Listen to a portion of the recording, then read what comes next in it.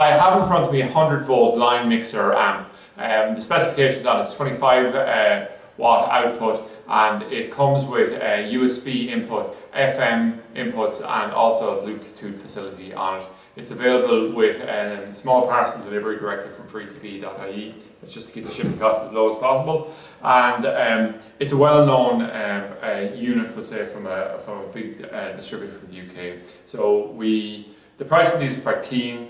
And what I'm going to do here is I'm just going to give a quick overview on it. Now, we've added this in because we've hugely expanded our range of speakers, speaker cable, adapters, phono adapters, etc. So it just makes sense to have it. And this is probably the most versatile unit we have. So I'll actually just come to the side here and discuss it in a moment. I'm just going to talk about the power leads that come with it. There's two type of plug, kettle type connectors on it. And there's the European one, and there's also the UK one. So obviously the UK is the main one you'll be using in relation to it. So what I'll do is I'll talk about the back of the unit first. I'll just rotate around to the front and just have a quick chat. The first thing I'll do is I'm just going to grab the plug here and just show this is exactly where we'll plug it in.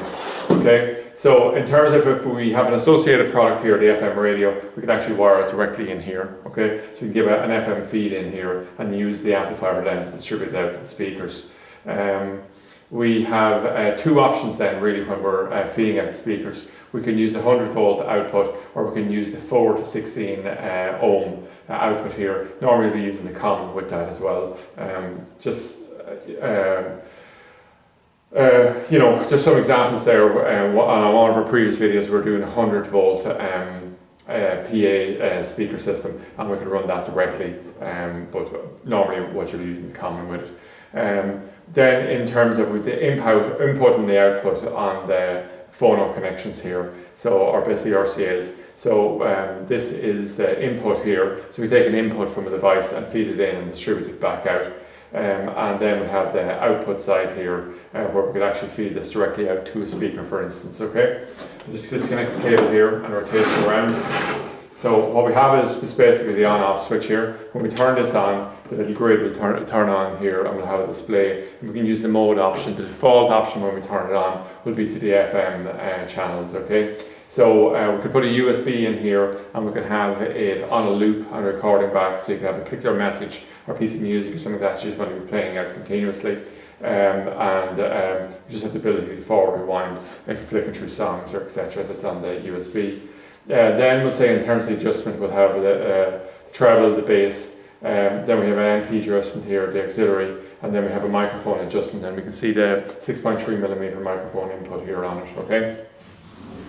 So normally these things are designed so that if you do connect it up wrong, what will happen is that the fuse in the plug itself will blow. But it is important that you know what you're doing in relation to it, because it is possible. Normally, if you get it very wrong, you can come along and you can blow your speaker, and if you get it very, very wrong, you can actually blow the unit itself. So caution is required on that.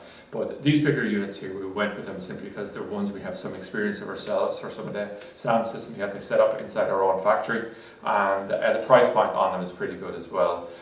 So it's very versatile. You can feed multiple speakers off of this here. So really what you'll need to do is you'll need to look at the fact you have a 25 watt output on this. So we'll say if you had a 5 watt speaker running at its maximum wattage thing, you'd be able to run 5 speakers directly off this system. And even though there's a set ports on the back here, the reality is you have multiple cables there, and when you go to connect it here, you just push down, you insert the cable in, and if you had multiple ones, you just wrap the cables basically together, push it in, and then it gives a firm connection in relation to it. So overall, we'll say I think these are good units. We went through the huge range that were available to us, and we picked this one as a good basic unit to have because it's applicable for most uses, and as I said, the price point on it's attractive and from a brand that we know and trust. So that's it anyway, an overview of the 100-volt line mixer amp, 25 watt output, available with low cost delivery directly from freetv.ie.